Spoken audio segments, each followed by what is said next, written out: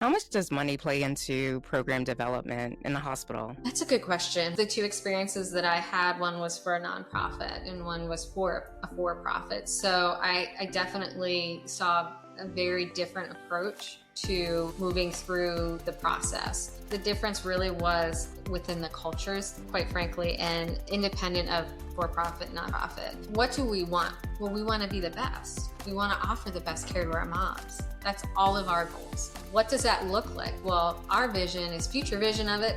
Every mom gets a therapy consult after C-section. Okay, that's great. Okay, well, how do we make that happen? And I think the difference in those two organizations were problem-based approaches versus solution-based approaches. And nonprofit is very solution-based. Great. Okay, yes, we're going to have barriers. We're going to have challenges. We only have so many therapists. There's not enough of us. How are we going to do the best that we can to execute the plan? Whereas the other organization, it was a little bit more very problem-based, barrier, and certainly challenging to be able to work through. And my biggest thing is when you're looking at these two situations, well, where do you start? And I always look at work with the willing. You got to get momentum, work with the willing, and then begin to move the needle, build the process, and see where everything lies. Dr. Michelle Figueira, wow, I always have the really rare opportunity to speak with you and just get deep on topics that I can't ask most acute care managers or former directors of rehab. We can't have these conversations the way that I've had with you in the past. And so for people who don't know you, can you give a little bit of your background as to what led you from clinician into leadership and to really have a passion for personal and professional development? What led you there? Yeah, definitely has been quite a transition in a few different areas of practice for me. I've been practicing for 18 years now as a physical therapist, and I started really in the hospital setting. I really found my first passion in the ICU and working with patients that have had, traumas that have really just taken what their life was like and totally changed that moving forward. I really learned so much from those experiences that I knew that I had leadership in my blood and that I was looking for opportunities in that way. And I was lucky enough to transition over into another healthcare system up in the Northern Virginia area, Centera Healthcare, where I had the opportunity then to step into the leadership role and manage a team within a hospital setting, speech therapist, occupational therapist, and physical therapist. And that's really where this whole passion grew for postpartum care. I will take no credit for coming up with the idea. This was brought to me by one of my staff therapists who was treating two twins in the NICU. And she came to me and posed the question, Michelle, I just saw these two babies with the mom and mom looked god awful. I talked to mom, why are we not involved? And that's what was a jumping point for me to really come into this area and explore it and to really open up so many doors and continue to advocate for the necessities that we all know are out there. And where we still need to have, continued work to further the progress of the work that you were doing and all of the fabulous clinicians out there. But then I took a little bit of a turn. I ended up transitioning over to a program director role within another healthcare system. And I was with inpatient rehab. Asked me if I had any experience in inpatient rehab. That would be a big old no. And, it was 8 months that I was about 8 months to 9 months within that position. And I said that I really gained more knowledge, skill set, and learned so much about myself, which has led me now down to the path of becoming a credentialed and certified life coach, hopefully by the end of the year. So I am like knee deep in all of the coursework that goes along with that, but really, has brought to me the need, through my many experiences managing and working with different clinicians and enjoying how we can tap into these different folks that have amazing passion and talent, elevate them up, and just see the ripple effects that go across and how many people can be impacted. And so that's kind of where I am at this moment. That's been my journey so far. Yeah, I told a good friend of mine, Jerry Durham, right? He's host of the Client Experience podcast, and he reached out to me, and I just said, if you want to tap into who's probably making bigger waves in the space of just leadership, women's health, just communication, professional development. Michelle Figueira probably is the most underpriced talent, in terms of negotiating. And you created that environment for that occupational therapist to approach you, right? Because professional development, personal development, all of that really grows when the environment and the conditions are perfect, right? I mean, and therapists have come to me and said, I feel stifled by my hospital system. I feel stifled by my management. I have these great ideas. I want to help people, and I'm just getting rejection after rejection after rejection. And part of that is like things that we can do and work on ourselves. The other is just the environment. And I want to just rip the Band-Aid off. Are there some environments that are just not conducive to professional growth and development? I'd love to say no, but yes, there are. And I appreciate that question, because I think we all then look to ourselves as the potential challenge, the problem. What am I doing wrong? There's got to be something I'm doing wrong that is not producing the results that I want, or what the team wants, and, I myself, I had two different experiences, and I'm just gonna be very, very transparent and honest. One thing with me is a core value of me is authenticity. And so I will definitely tell you straight up, I worked in a environment and in a culture that was nirvana for change. I mean, it was just so many opportunities, and there was deep trust and connection with the people I was working with that allowed me to really take the reins and make huge impacts. And then I had kind of a completely opposite experience with another leadership role that I stepped into. And honestly, I was fighting wars I didn't know I was involved in. And that was very difficult, because, as a leader who is just so excited, you have a passion, you have a story to tell. And it's an important one, and the value. And then when you hit, these constant roadblocks, it really does make you stop for a moment and figure out, okay, how do I move through this? What does that look like? And there are many pieces to the whole of dissecting that down and helping people to walk that path, because, there's many different directions it can take, but it's also being supported by people that are good mentors. I think that's one of the things that has really been really influential for me, is partnering and establishing relationships with other women, other healthcare providers to lean into when you have those moments where nothing is going right and it just sucks and you're so frustrated. But to really lean into that, get the support, and then bring yourself back and look through the reframe of it. Where can I have an impact? Or, there's many different paths. Maybe this path that I'm going down isn't the right one for me. Let's look outside of that. And what does that look like? That's where I really enjoy asking the questions to unpack that part of it, and so to really help people and help different clinicians that are facing these challenges to be able to see that there is more out there. You're incredibly frustrated right now, but there are options. There definitely are options, and you will have an impact. It's not easy. It's not meant to be easy, though. When you had kind of that conversation, maybe weeks or months later, with that same therapist who approached you, said, Michelle, there's this mom. She's in the NICU. She has twins. She's not feeling supported. You obviously created an environment for her to approach you with an idea of offering rehab occupational therapy services on the maternity unit. You created that environment, and you readily recognized that when you yourself weren't in an environment that you could grow, you were able to see it. It was like just like clear as day. Take me back to that point when you knew this type of program that offered something completely new, that involved financial conversations with leadership to start. You knew that this was going to take a team effort, and that therapist was going to have to stretch herself. How did you get her to a point where, giving presentations? I mean, ultimately what happened in that health system, Michelle, we should just talk about it. This stretched to 12 different hospitals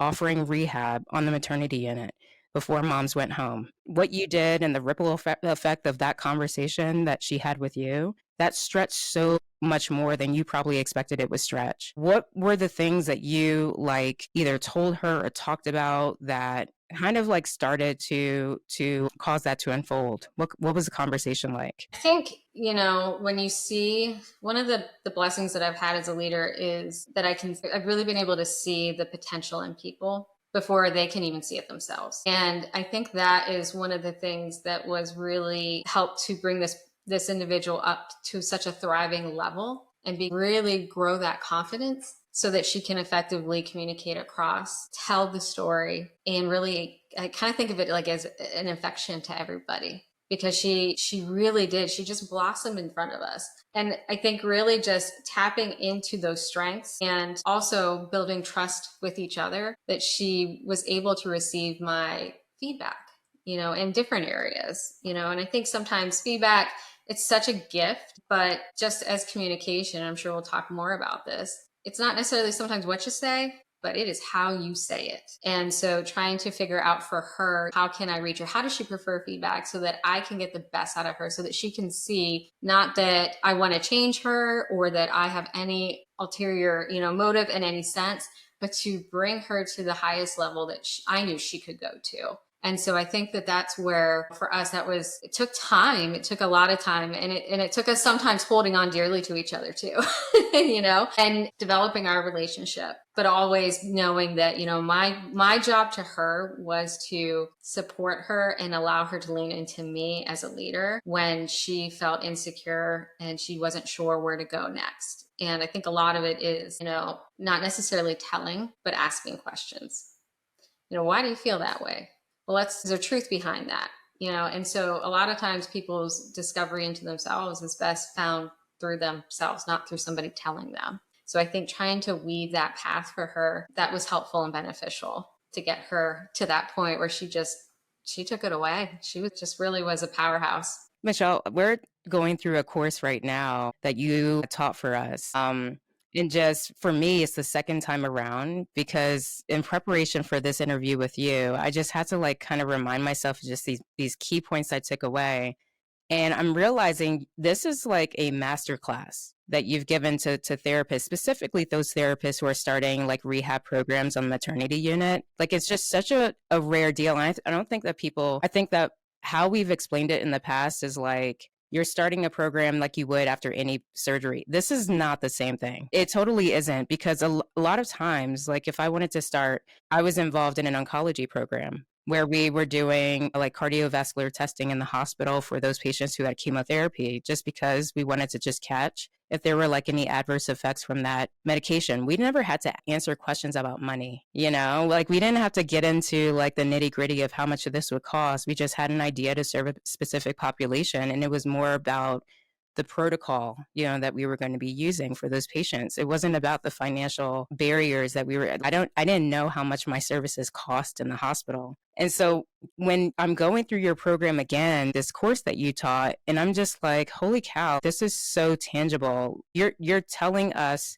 to get the foundation, which is building relationships with other therapists and then with our peers on the maternity unit, nurses, and starting with basic stuff, asking them about how their day-to-day is, asking them about what their roles are, following them, observing them, just sitting with them and just getting to know nurses. And I'm like, this is a masterclass in just communication at the hospital level and about building relationships. And I just realized, like, that seems so basic, but it's something that I think we overlook if we're staff and clinical therapists and we just come in, we look for our lists, we see our patients, and we go home. And we just talk to the people that we have to talk to. But if we're building a program, it's a different set of skills that we need. Why did you feel it was important to just go through those soft skills first and just set the foundation for communication? Why was that important with this particular population specifically? That's a great question. I think that, as you were talking through it, I just think of, you're right. I mean, think of how many distractions we have in a given day personally, and then add into it a hospital where you've got your, I don't know if your phone or however, you get the bells and whistles that you're pulled in 15 different directions. And what's the most impactful thing you can do? Take all that junk, throw it aside, sit down and look somebody in the eye and give them your presence. That's something I really, I hold on so dearly, because it's so hard in this day and age to get somebody to give you that time and to look at them and to listen to them. And that's for me, like where the foundation of connection is. If you see me and you're looking at me and you're asking me and you're remembering things, that's a game changer as far as my experience has been, where people really know, like, you know more about, you care about me. I trust you. Now I can trust you. And now you can have that buy-in and that person who really can sit down. And, you know, a lot of the times we're frontline staff, we've got to get through our list. We got to get through our tasks, but we're so passionate. We forget that people receive questions so much better than being told. And so a lot of times part of this is trying to figure out, you're right, like, how do I ask the question to lead the person to the answer that I want, you know, and to unpack that.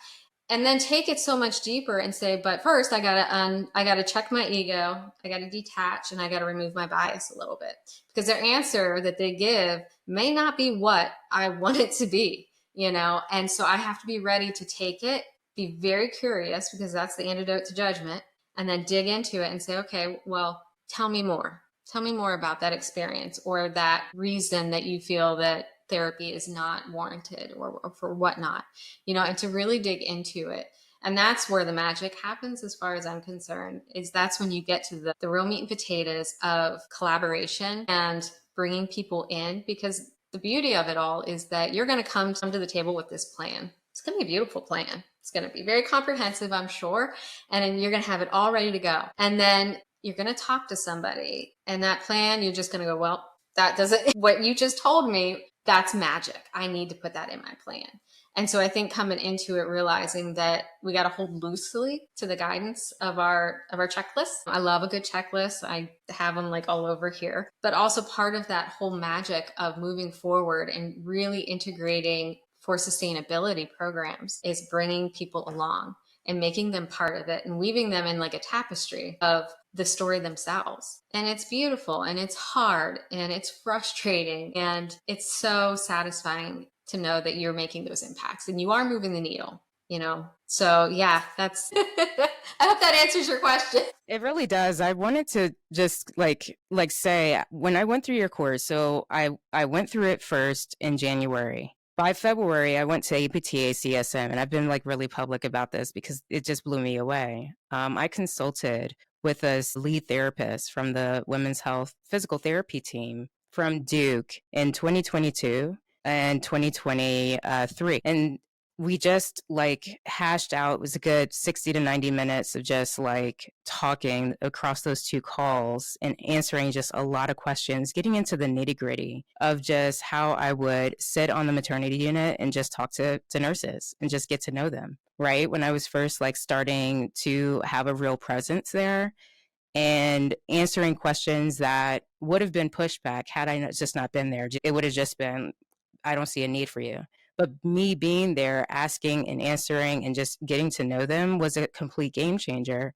And so I'm sitting in the audience, and the lead therapist is kind of going through how they started their program at Duke University. And she's talking about how they just stayed on the unit every day and just showed up. And they would just be there on the unit. They wouldn't go anywhere else. They weren't like called to a different floor. They were there on the maternity unit with the nurses at the nursing station and just there. And they created this, like, just built a relationship day by day by day until there was just such an understanding on the nurses' part of, oh my gosh, you could do that, and you could do this, and you could do that too. And I'm going through your course in January. I'm going through it again in preparation for this talk. And I'm like, Michelle's talking about building relationships. This is such a theme, right? That we never really talked about it in terms of, here's the building block. If you want hospitals to say yes, you want to really have an impact from your specialty, from your profession in maternal care, this is how you show up. And I promise you, when I spoke with a doula who did the same thing, she built this program and it started volunteer. And now the hospital is just part of the hospital. Like, the hospital provides it, but they provide doula services to every patient who wants one. But before they did that, Michelle, she was literally going in with her volunteers and just showing up and just saying, we're here. And it's over and over and over. So I want you to just, if you can, to bring this full circle, how important is it that we build relationships first before we go anywhere else? I mean, I think it's It's the foundation, the building blocks. Without it, you're going to have holes, and it's going to be significantly more challenging because you're going to be fighting against something that you know is important, but you have to think of it so much higher, and realize that everybody, like, your hands are together. Just think of like clasping together, and it's not pushing somebody, but you want them to hold your hand. You want them, and the only way to do that really is to take the time and slow down and get to know people and get to know them as they're, as nurses, as moms, as wives, as and it makes a huge impact. It seems so simple, right? It's so simple. And when you are put in situations where you're pulled in 15,000 directions, it's so hard, but really, I think that when you get to it, the foundation is trust, connection, and building that together really just puts you so much further ahead, and really allows the process to be very enjoyable in so many ways. Because when you walk away, this isn't the last time you're going to work with that person. As the programs that I've built, I built a fees, and I'm a physical therapist, not a speech therapist. I built a fees program very similar to the postpartum program through Centera. What is that? What is that for people who don't know? So fiber optic endoscopic evaluation swallow, still have it. But basically one of the things that we had found was that there definitely was a need to bring up the skill set and practice, and have our speech therapist practice at the top of their license. And so what we found was that the current standards that were in place were below where they should be. So I was tasked to kind of revamp the whole system, and through that process, put together a 40-page toolkit with the help of a couple of incredibly talented speech therapists. They're just phenomenal people and speech therapists. Huge shout out to them. But also then work through the process with many different hospitals to actually purchase the equipment, and very much so just ground up. How do we, they've never seen this little scope come through, and you're going to do what to what, and to help the speech therapists unpack that to their team, to their doctors, to their ENTs, to their, the hospitalists, so that they knew those services were there, and that we're really elevating everything up, and we're providing the best care utilizing the evidence-based practices. So, it really, I've gone through a couple of different program developments, and both of those, really start with asking questions and understanding, seeking to understand. And then from that point, you're able to build the relationships, the trust, the connection, and begin to move the pieces together. How much does money play into program development in the hospital? That's a good question. But, the two experiences that I had, one was for a nonprofit and one was for a for-profit. So I definitely saw a very different approach to moving through the process. The one thing I will say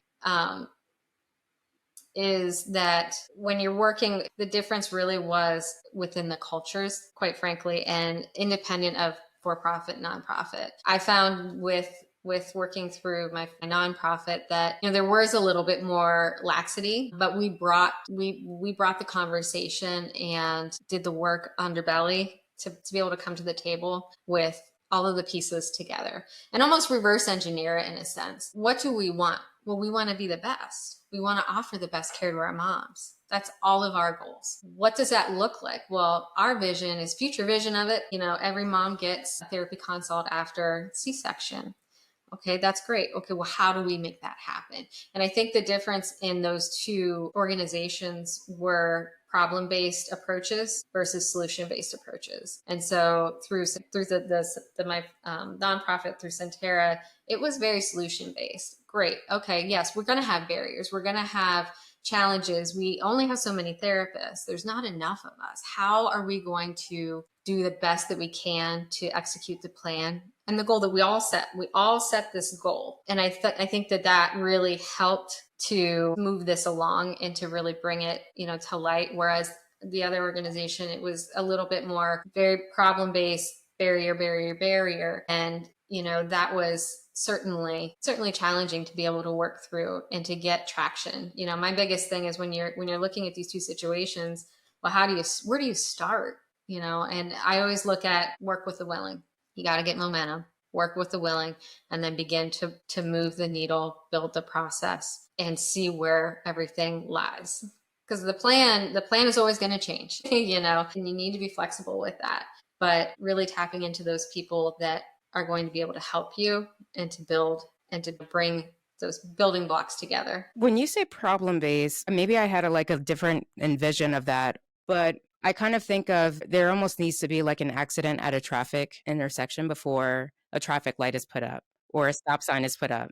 That would be problem based. Is that right? Versus solution based. Can you explain that just a little bit more? Yeah, I feel like, when I look at problem based, I'm really looking at, when you come to the table with folks and, you say, okay, we need to put that light up because there was this god awful accident and this is the 10th one in a month, well, I don't have I don't have the manpower to put that up there.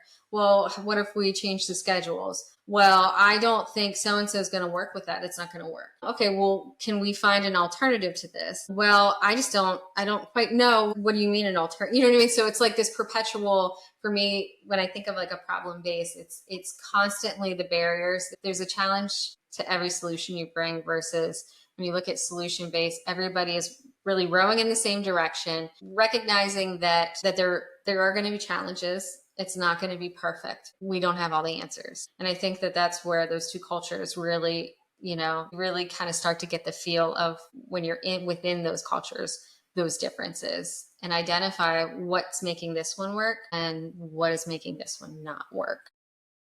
Wow, it's so funny. So right after their presentation, right, the OBGYN that was presenting with the Duke Women's Health Physical Therapy team kind of answered a question in a way that just reminded me of that. He asked the person who had a great question. It was something on the lines of, this OBGYN just doesn't see a need for our services. This doesn't see a need for, whether offering, rehab services on the maternity unit or close to after birth, maybe something telehealth or home health wise or something where they wanted to offer those rehab services earlier than the standard of care. But the OBGYN was just like, no, just wouldn't refer. And the OBGYN from Duke had the best response. He was just like, was this an old, man or something like that, first of all. And then he just kind of alluded to yeah, that generation just needs to retire. And I just realized, I was just, what? I mean, he's right. There are just some problem based cultures where it's just, no, every solution that you think you have, that you want to try, every idea is just like, no, that just seems too much work. Or no, we don't have the staff for that. Or no, we just don't have the funds for that. Or the reimbursement's too low. Or we have to get these moms out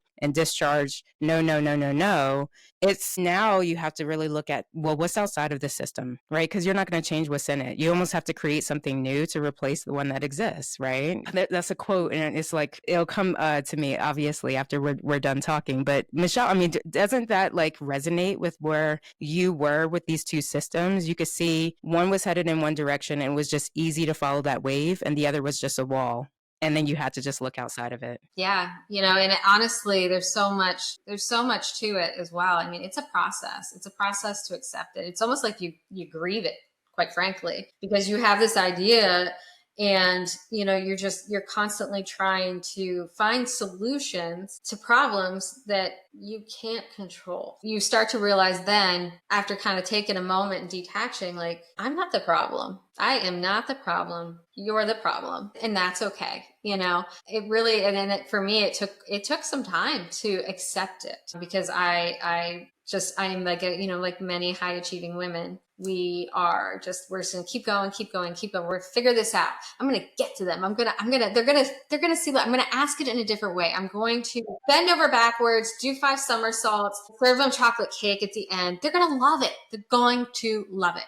And every single time I had chocolate cake in my face, and at the end of the day, you start to just really kind of look at it and sit in it, and then be able to move past it and it's not for nothing. You're going to learn tremendous things about yourself, about systems. You're going to have experiences that you're going to take with you through your personal and professional life. But it's okay to move on. It is okay. It is not a failure. And there are probably 5 different paths out there for any clinician to walk through.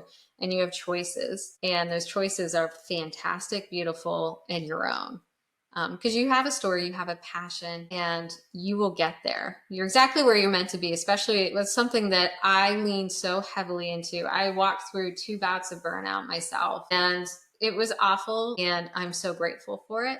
But one of the comforting things that I always leaned into was I'm exactly where I'm meant to be. And you don't want to be, you want to be somewhere else, but at the end of the day, your inner critic is telling you all of these things. And I call her my little inner wise woman, and little Elaine comes out and she's like, no, you're where you need to be at. And it's okay. This is important.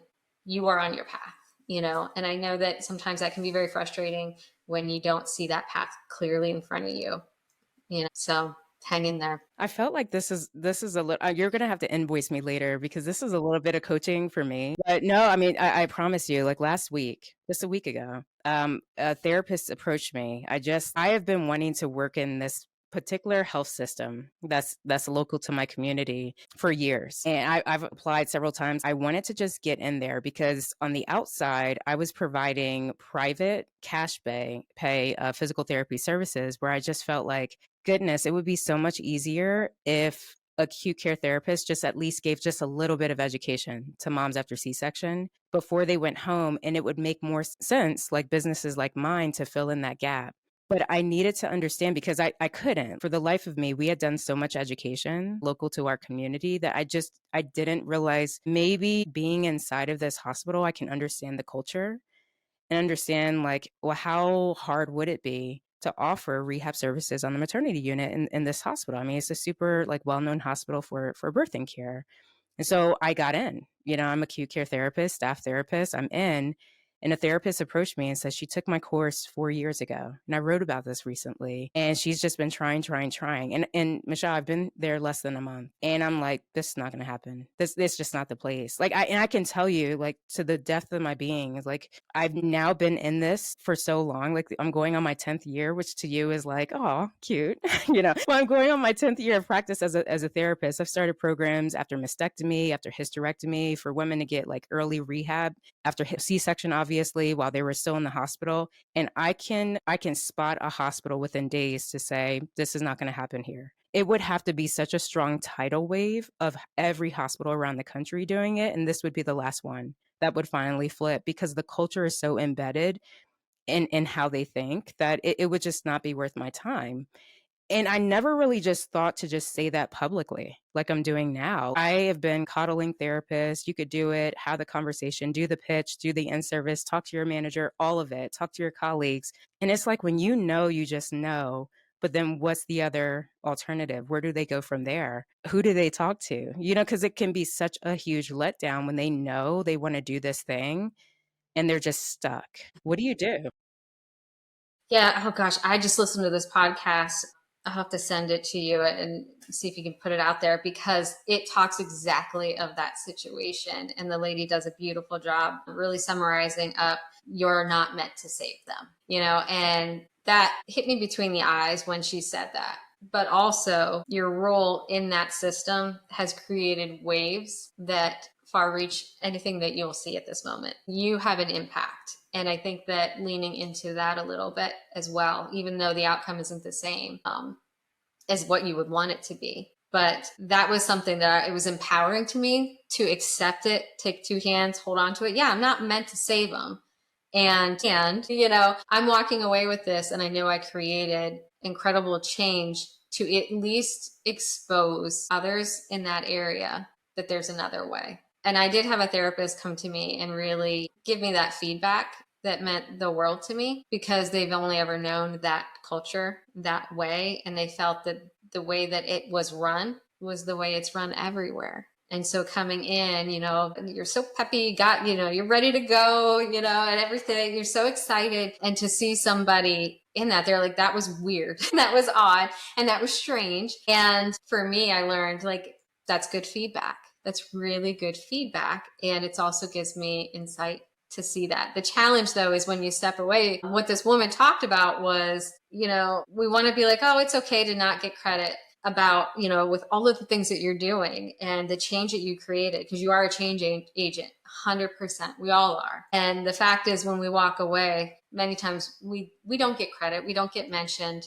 we're kind of gone. And it does hurt sometimes, because I think as you become more empowered and you understand yourself, you trust yourself more, you realize that stinks. I worked so hard and really made um, a great impact to so many people, even though I didn't move the needle anywhere near I wanted to. But I have to step away, because what's most important is not saving them, but saving myself.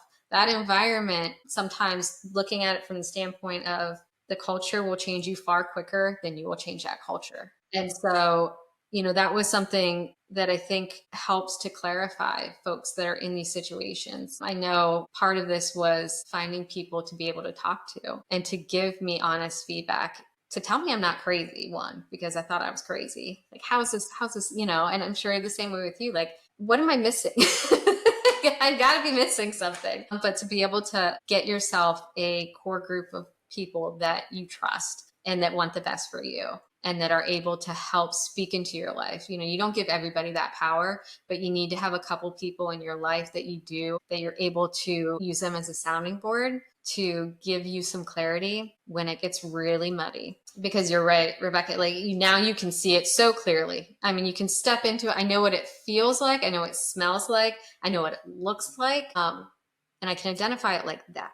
But for other folks that don't have exposure to what is outside of those walls, sometimes it really can be a much longer journey to get to the outside. What's interesting, and we may have to have like a private coaching call, because now that I do see it, now that I see a hospital, like what a hospital looks like, who you're not going to start programs on the inside that's going to be revolutionary for what you want or what you see is needed, for a specific population. Obviously, we're talking about maternal health. I can see that now. I've been in it. I've been on that side. I've had a wonderful, like you, I had such a long, successful run of just all these different systems, changing so many different things, being in it, being on the ground, doing the pitch, getting no, all of that. I know what that feels like. But now I also know of what is it just what it means to like get the no and just know it's a not right now. It's a hard not right now, or it's a find another way. And another way that I'm thinking of is how to get hospitals to say yes to rehab on the maternity unit is to come out as an outside entity. Because I know there's no competition still.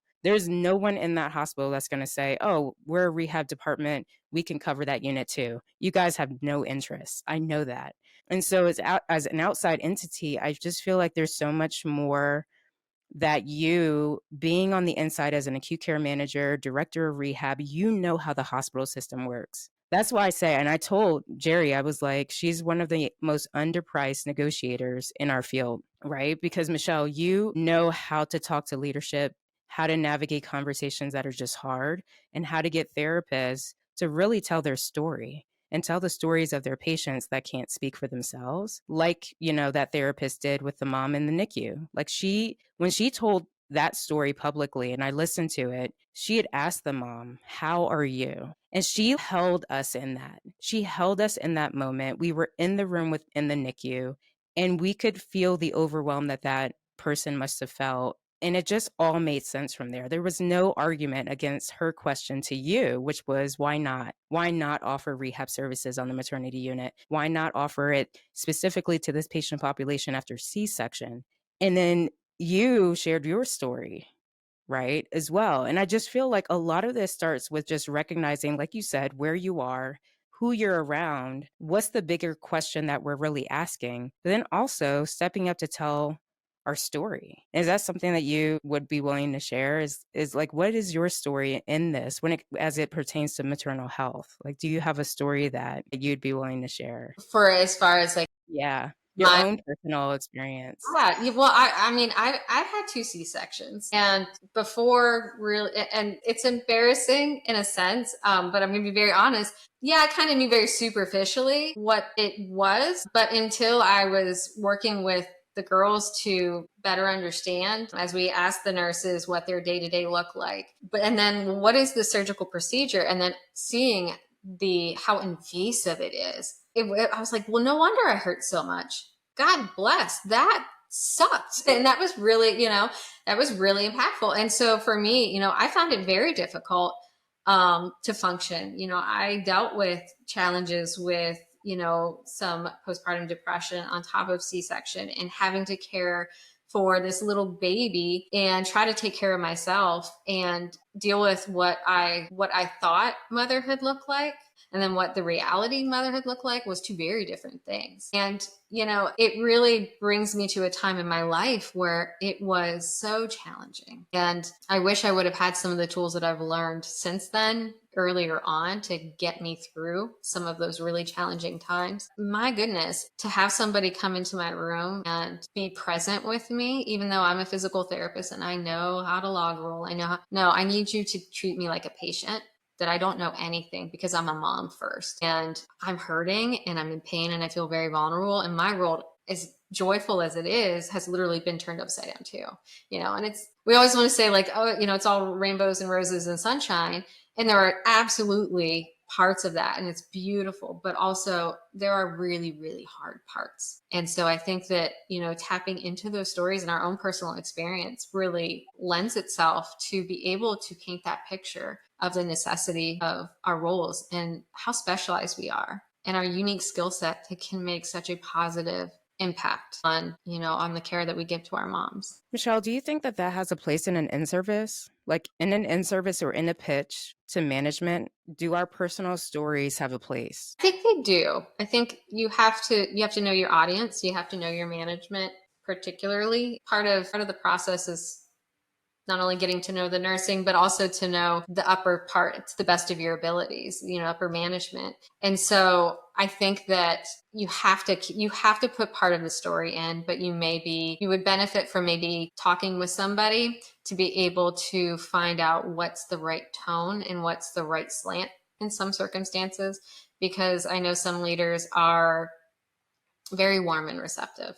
And then there are some that, have a different tact, and different characteristics, that they're very strong leaders, but, that might not land, especially if you kind of paint the picture a little bit, in length to a degree. So it is knowing, I'm probably not going to paint that same picture to my CFO as I am to maybe my frontline staff members or to my nursing staff. So it's getting to know your stakeholders and your audience a little bit better. I'm sorry, I know the sun is like changing right now. I'm trying to get it out, so I apologize. Yeah, no problem. And you just like when you mentioned CFO, how important do you think it is to like just understand the financials of your hospital? Like when I say financials, like the financial goals, how much you cost as a therapist, your billing, all of that. How much also does that play into? Because I understand you started not just the fees program, not just the inpatient postpartum rehab program, but also like voice dictation for our documentation system, which I feel like every acute care therapist, like for the record, should be like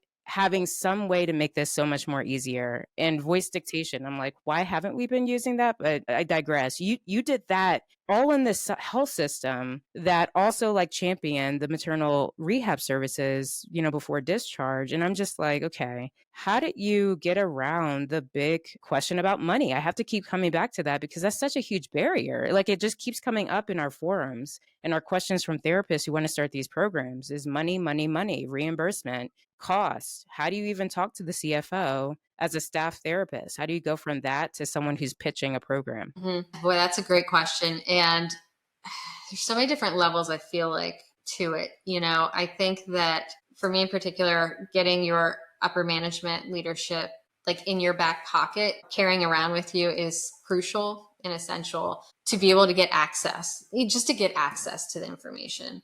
Not even to digest it, because it's a different language. Honestly, when you get those spreadsheets and you're like, well, geez, there's just numbers. I don't know. Is this a good thing? Does this number mean, like, am I okay?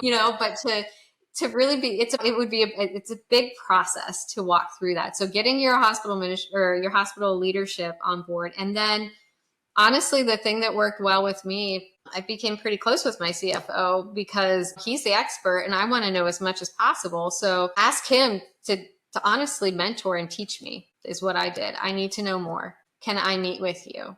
And I think that's where your control comes in, is stepping outside of your comfort zone and making yourself vulnerable All they can say is no, but what if they say yes? And that's going to get you another step closer and get you to where you need to be able to get the information, to have somebody tell you the information, explain it, and then you get to digest it and start to see that big picture. Like, oh, okay, this is the why behind why we might have to do it this way.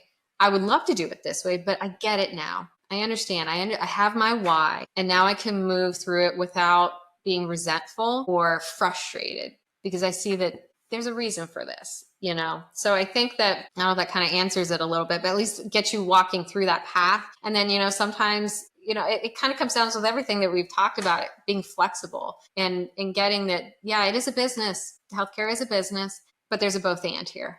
And how do we make that a both and, not a no, because of pure financial reason? Well, then we better be cutting other places too. Wow. Yeah. Give me the spreadsheet. Let's start going. But I think the other part is just one thing. I love humor and really interjecting that in to conversations, especially when you're coming in not knowing and having a real skill set in that area. Being able to have that back and forth really kind of de-escalates. It makes you comfortable. It brings the other person humor, comfort. They enjoy being with you, which makes that next appointment that you want to make a better probability of yes. Oh yeah, I'll meet with you. That's no problem. Great. Thank you so much. I really appreciate your time. I have a lot of, showing gratitude towards it. So yeah. All right. I have an insider question for you. So rehab therapists, do they make the hospital money or not? Like the productivity thing, what is that about? I don't get it. Yeah, I'm like, are we making them hospital money? Are we saving the hospital money? Like, are we building? Like, I don't get it. Is there a quick answer to that at all? No, I can't. No.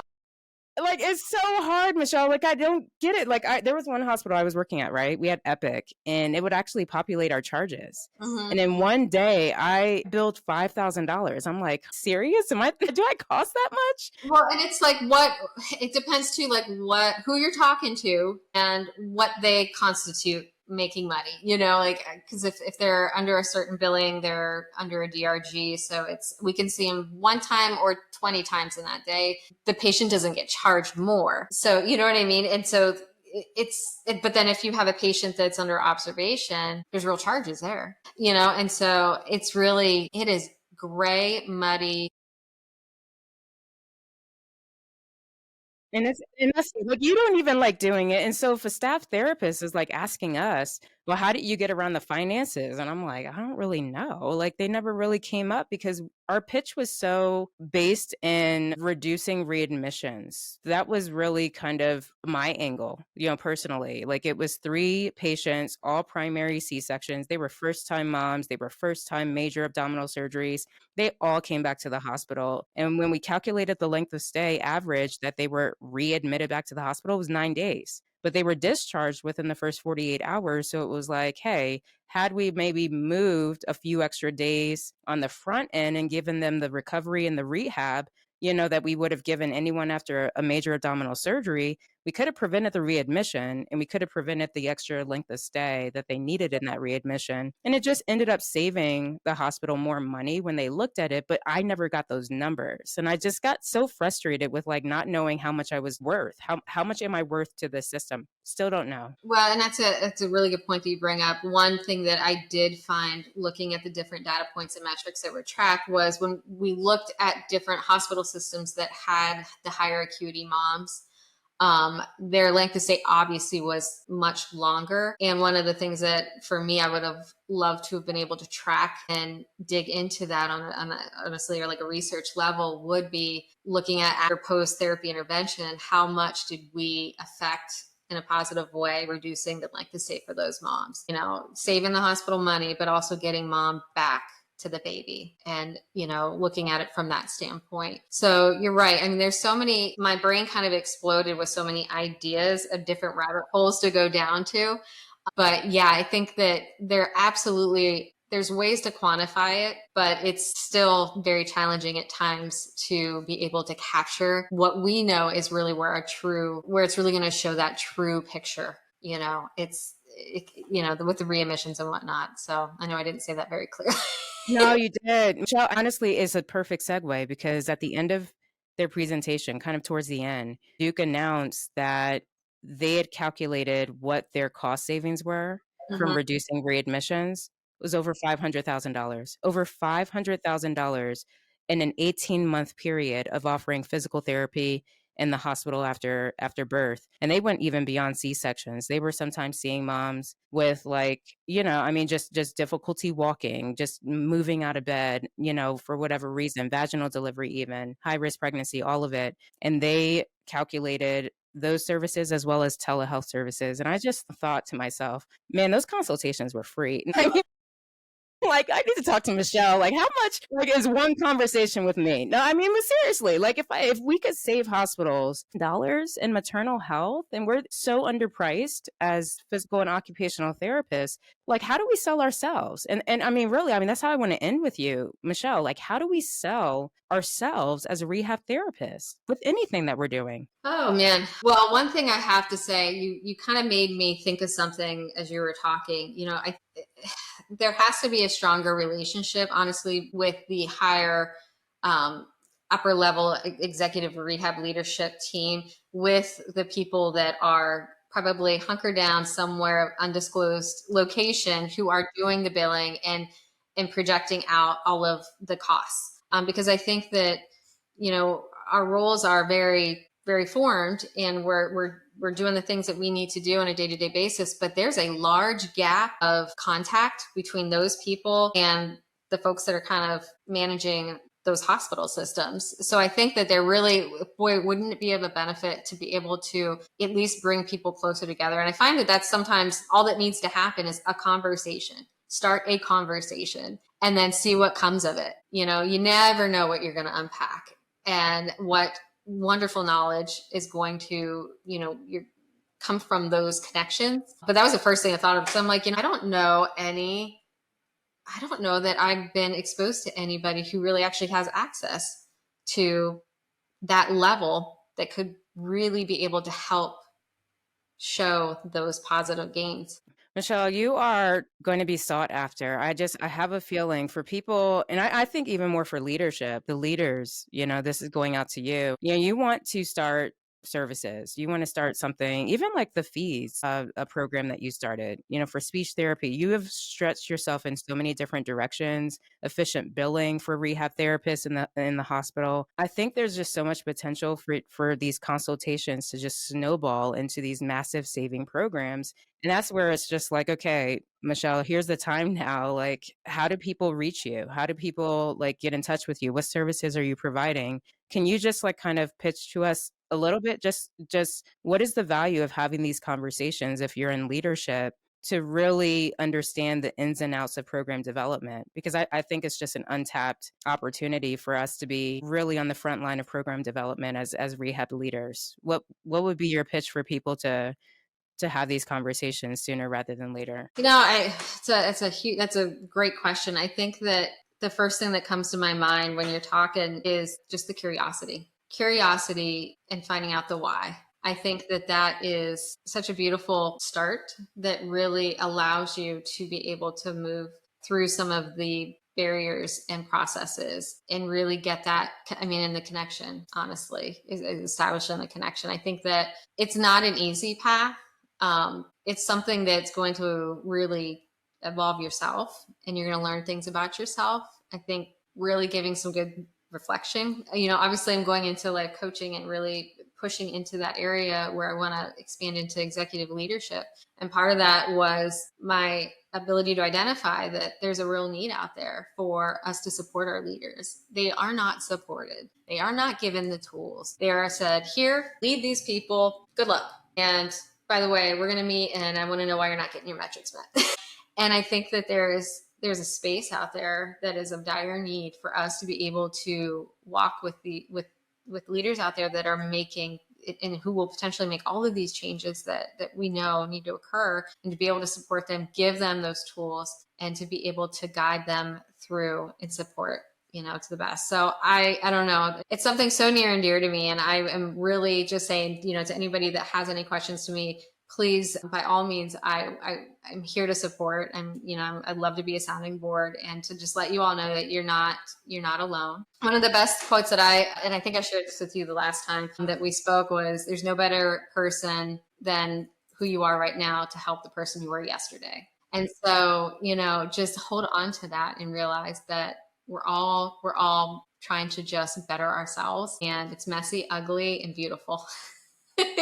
That's awesome. Michelle, how can people reach you? So right now, I'm actually going to work with you, Rebecca, to help out with that. I'm on LinkedIn, so you can look me up on LinkedIn, on Facebook as well. I'm looking to expand out since I'm just starting my coaching journey. I haven't really gotten anything out there live, but I'm certainly working in that direction over the next couple of months to be able to take on clients. So if you're somebody that would like to know more about coaching, like what is this coaching? How is it different from mentorship? How is it different from consulting? How is it different from therapy? Please, please, please contact me. I'd say on LinkedIn would be the best way. And I'd be happy to talk through it all. I'm just going to prepare you for our first session because I'm a lot, right? No, and I got obviously, you, girl. like, stretching this time with you live, in front of people. I'll be honest with you, I'm a lot. I'm a lot to handle. And my first coaching call with you, and I'm just going to prepare you. You don't have to answer it now because or you can send me the invoice and you can answer it now. But for me,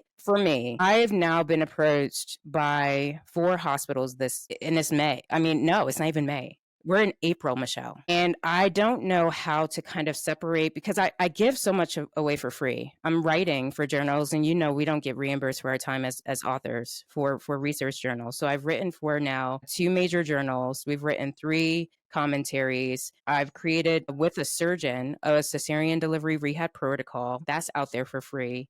Have Zoom calls like this, live streams on these topics. I can't tell you how much of my time I've poured into not just improving maternal health. That's what I'm known for, but my passion actually was in oncology, and it was on leadership development and early intervention and care and all of that.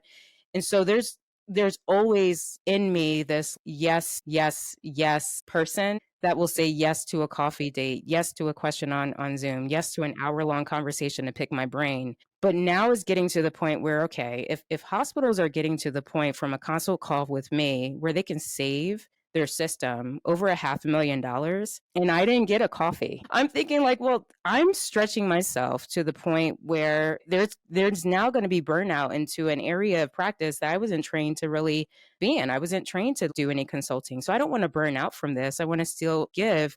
But where's that fine line of now you're actually moving more into consulting?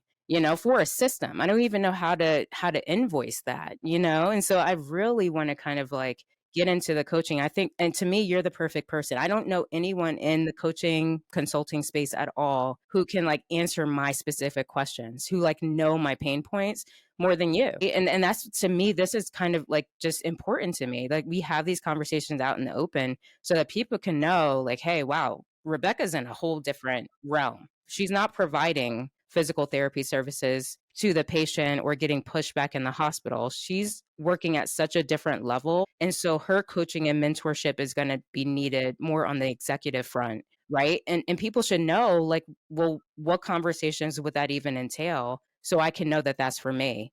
And to me, you're that person. That's why I told Jerry, I was like, Jerry Durham, the most underpriced negotiator in our field, because one conversation with you will set off a cascade of things that could ultimately deliver services on a scale that we've never seen before. And that's just women's health. We're not even talking about like what you could do for speech therapy, other aspects of rehab, and other aspects of healthcare leadership. It's such an untapped resource that you have in the executive healthcare leadership space that I don't think that we even have a name for it yet. So I want to be your first, I mean, please, like, let me be your first client. Like, I have so much to like pick your brain about and just, consult with you on because, I don't want to drown. I love this work, but I can't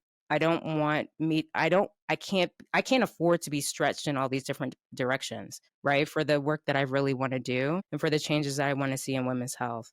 So I really need those speed bumps around myself as well. You just summed it right up for yourself right at the end. Yeah. Yeah. I am so honored for all of the wonderful things that you have said. And I feel the same way about you. I think you are a talent that is in a league of her own. And part of that, is trying to figure out those speed bumps and find those boundaries, and to be able to really on different levels show your value and advocate for yourself, because you're advocating so hard for so many others. You need somebody to advocate for you, and to hold, I think gently hold accountability. We all need that a little bit. So I can't wait. Let's go tomorrow, Rebecca. I'm on. Put some time. Let's go. Privilege to coach you.